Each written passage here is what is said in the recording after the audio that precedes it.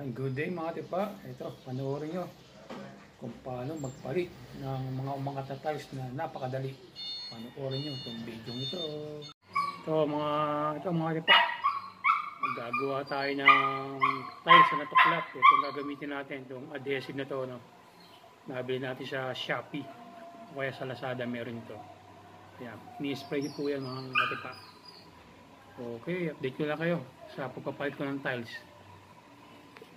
A few minutes later. Yan mga katipa, no? Ito yung affected na umangat na tiles, no? Kaya yung papalitan natin.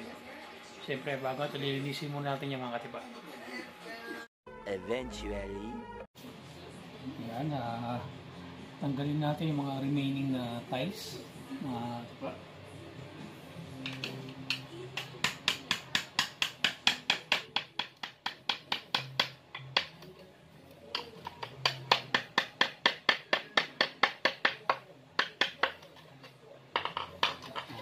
Yan.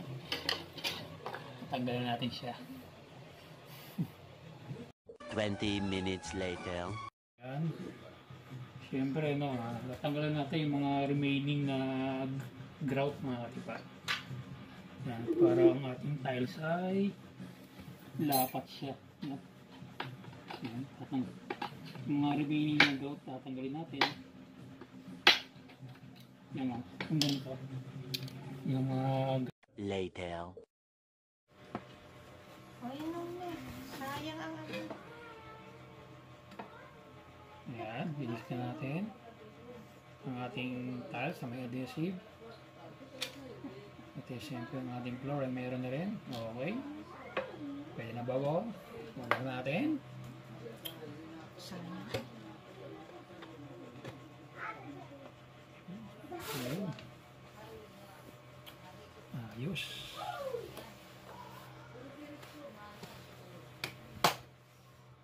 Three hours later. Ayan na po ang ating pagpapalit ng tiles. Ayan po. 12 po yan mga katipa. Adhesive lang po ginamit lang natin dyan mga katipa. Ayan. Pinikit lang natin ang adhesive. Hindi na kailangan bakbakin pa ang floor. Ayan. Okay. Thank you for watching. Ayan mga katipa. Ayan. Tapos na natin palitan ng tiles here. Adhesive lang po ginamit natin dyan mga katipa. Sa pagpapalit ng tiles. Ayan po siya. Okay. Dito po tinatapos ng vlog ko sa pagpapalit ng napakadali ng tiles. Easy to repair.